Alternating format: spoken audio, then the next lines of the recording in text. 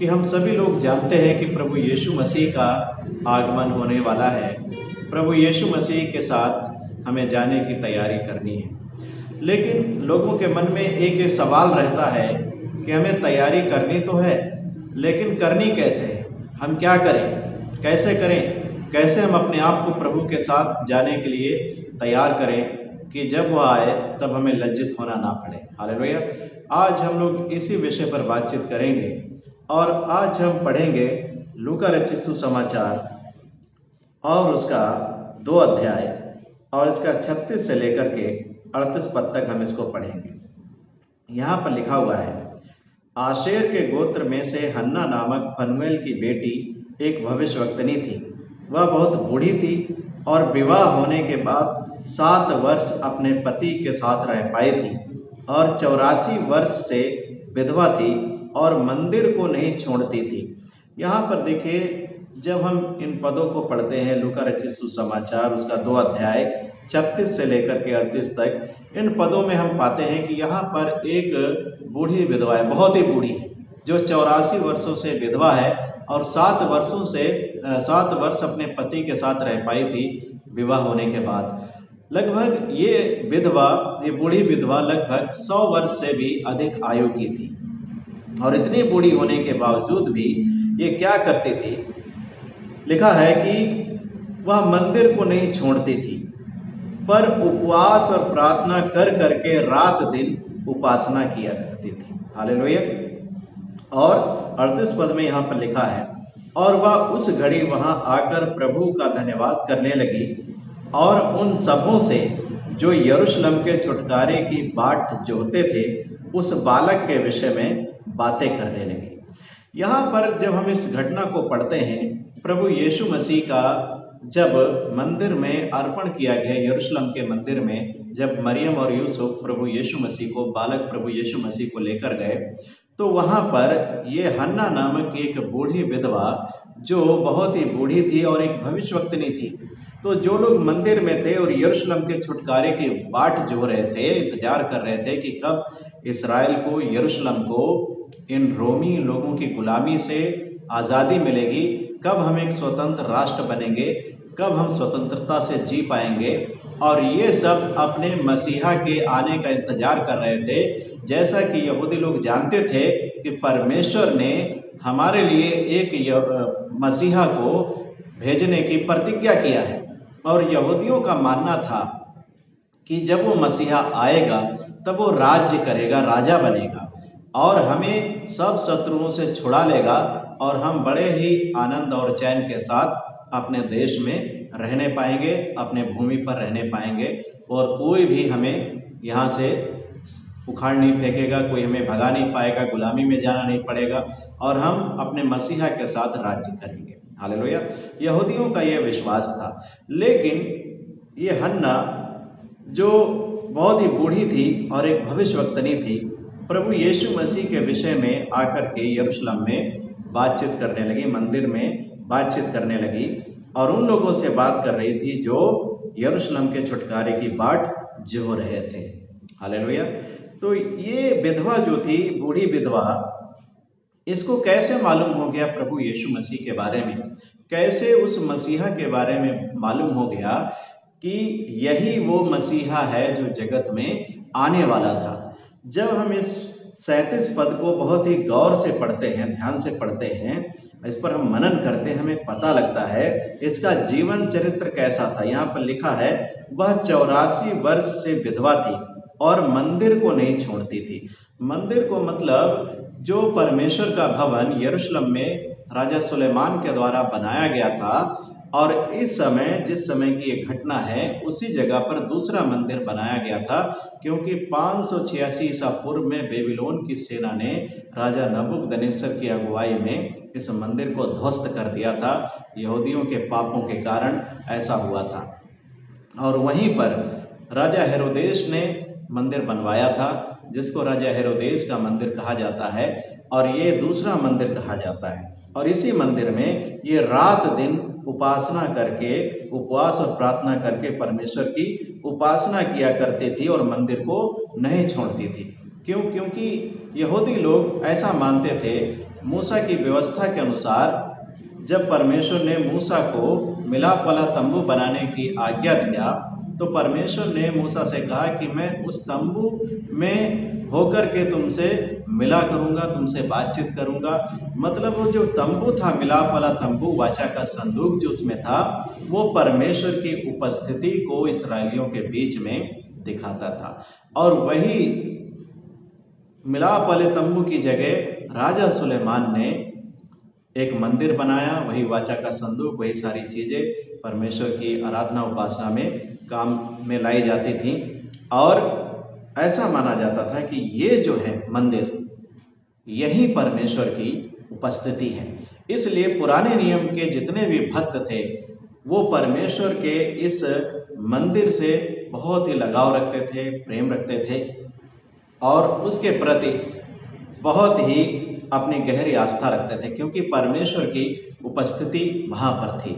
लेकिन प्रभु यीशु मसीह के आने के बाद, पवित्र आत्मा उतरने के बाद, हम उसका मंदिर हो गए, परमेश्वर का आत्मा हम में वास करता है। हालेलुया। लेकिन मुख्य बात क्या है, ये जो हन्ना थी, जो एक बहुत ही बूढ़ी विधवा थी, आखिर प्रभु यीशु मसीह के बारे में इसको कैसे मालूम था? क्योंकि ये स्त्री, लिखा है, मंदिर को नहीं छोड़ती थी, मतलब परमेश्वर की उपस्थिति से अलग नहीं होती थी, और रात दिन उपवास और प्रार्थना कर करके परमेश्वर की उपासना किया करती थी। और इस कारण से परमेश्वर ने पवित्र आत्मा के द्वारा इस पर यह प्रकट कर दिया था कि तू आने वाला जो जगत में मसीहा है, जो जगत का मसीहा जगत में आने वाला है, उसको तू देखेगी।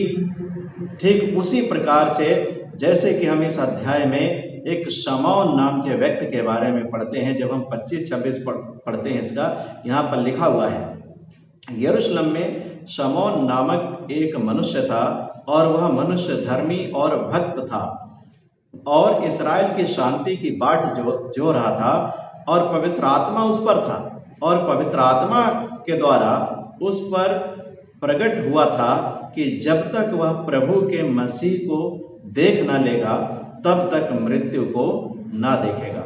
और ये व्यक्ति उसी वक्त जब प्रभु यीशु मसीह यरूशलेम के मंदिर में आए, ये व्यक्ति के द्वारा इस व्यक्ति पर पवित्र आत्मा ने प्रकट कर दिया कि अब वो घड़ी आ पहुंची है जिसके लिए तुम अभी तक जीवित हो, कि तुम जगत के मसीहा के दर्शन करो। परमेश्वर ने जिसे उद्धारकर्ता के रूप में जगत में भेजा है, वो यरूशलेम के मंदिर में आया। और ये व्यक्ति पवित्र आत्मा के प्रकट करने के द्वारा आकर के उस जगह आता है जहाँ पर प्रभु यीशु मसीह अपनी माता मरियम और यूसुफ के साथ थे, और गोद में लेकर के प्रभु यीशु मसीह को ये व्यक्ति परमेश्वर की स्तुति करता है, और प्रभु परमेश्वर से एक प्रार्थना करता है, अब तू अपने दास को विदा कर, क्योंकि मैंने अपनी आंखों से तेरे उद्धार को देख लिया है। तो ये दो भक्त जो परमेश्वर के भक्त थे, ये मसीहा के आने का इंतजार कर रहे थे, जब प्रभु यीशु मसीह का मसीहा का पहला आगमन होने वाला था, और पवित्र आत्मा ने इन पर प्रकट कर दिया था, और ये अपने मसीह का आने का इंतजार कर रहे थे कि कब वो आए और कब हम उसका दर्शन करें। लेकिन ये कैसे इंतजार कर रहे थे प्रभु यीशु मसीह का? उस मसीहा का जगत में आने का इंतजार कैसे कर रहे थे? जब ये विधवा के बारे में हम पढ़ते हैं 37 पद में, वह मंदिर को नहीं छोड़ती थी, अर्थात परमेश्वर की उपस्थिति को नहीं छोड़ती थी, और रात दिन उपवास और प्रार्थना करके परमेश्वर की उपासना किया करती थी। हालेलुया। इस भक्त महिला के जीवन में ये दो बातें बहुत ही महत्वपूर्ण थी कि वह रात दिन उपवास और प्रार्थना करके परमेश्वर की उपासना किया करती थी, और सबसे महत्वपूर्ण बात, वह परमेश्वर की उपस्थिति से कभी अलग नहीं होती थी। हालेलुया।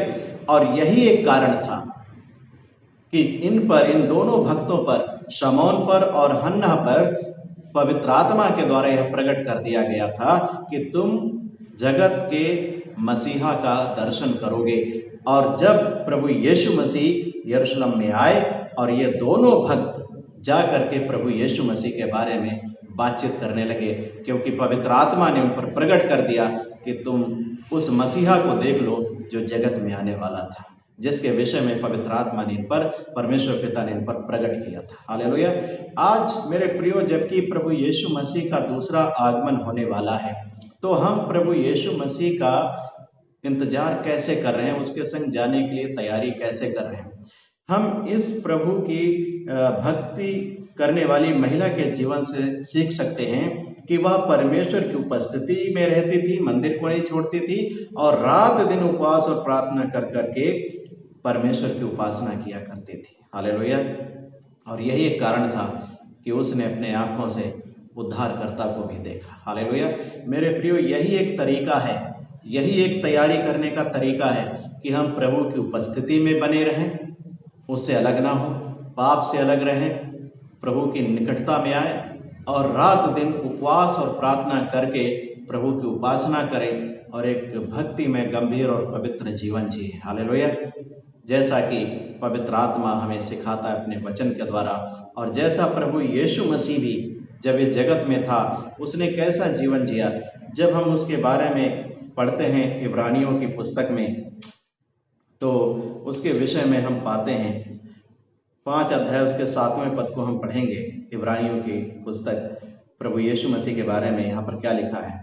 लिखा है, यीशु ने अपनी देह में रहने के दिनों में ऊंचे शब्द से पुकार पुकार कर और आंसू बहा बहा कर उससे जो उसको मृत्यु से बचा सकता था प्रार्थनाएं और विनती की और भक्ति के कारण उसकी सुनी गई। हालेलुया।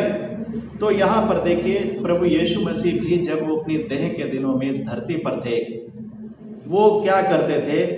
आंसू बहा बहा करके परमेश्वर से विनती और प्रार्थना करते थे और भक्ति के कारण उसकी सुनी गई, क्योंकि परमेश्वर ही था जो प्रभु यीशु मसीह को मुर्दों में से जिला उठा सकता था। हालेलुया।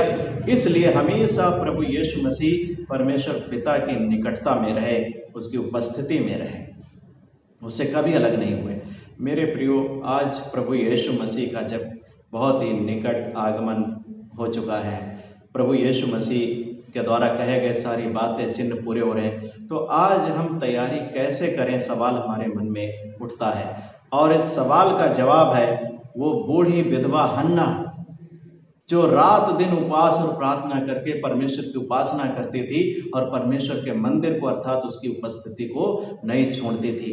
प्रभु यीशु मसीह हमेशा अपनी देह के दिनों में रहते वक्त इस संसार में रहे। वो चारों तरफ हमारे समान प्रलोभनों से, सब प्रकार के प्रलोभनों से घिरा हुआ था, लेकिन फिर भी किसी भी प्रलोभन में वो नहीं फंसा और हमेशा वो परमेश्वर की उपस्थिति में बना रहा। हम देखते हैं प्रभु यीशु मसीह के जीवन को कि वो दिन भर सेवकाई करते थे, सुसमाचार सुनाते थे, यात्राएं करते थे, बीमारों को चंगा करते थे, दुष्ट आत्माओं को निकालते थे, लेकिन रात में या जल्दी भोर के में जाकर के क्या करते थे? पिता के साथ एकांत में वो संगति करते थे, प्रार्थना करते थे। और लिखा है कि आंसू बहा बहा करके उसने क्या किया? उसको जो मृत्यु से बचा सकता था, अर्थात प्रभु को जो परमेश्वर मृत्यु से बचा सकता था, उससे प्रार्थनाएं और विनती की और भक्ति के कारण उसकी सुनी गई। हालेलुया। आज अगर हम परमेश्वर के सामने इसी प्रकार का भक्ति का जीवन, पवित्र जीवन जीते हैं, प्रार्थना और विनती में, उपवास और प्रार्थना में परमेश्वर की उपस्थिति में बने रह करके उसकी उपासना करते हैं, तो परमेश्वर हम पर भी दया करने वाला है। और यीशु जब आएगा तब हमें लज्जित होना नहीं पड़ेगा, परंतु वो कहेगा, हे मेरे पिता के धन्य लोगों, आओ और उस राज्य के अधिकारी हो जाओ जो मैंने तुम्हारे लिए तैयार किया है। हालेलुया। तो आज हमारे सवाल का जवाब परमेश्वर के वचन के द्वारा हमें मिल गया कि हमें कैसे परमेश्वर की उपासना करना है, उसके संग जाने की कैसे तैयारी करनी है, यीशु के आगमन की कैसे इंतजार करना है।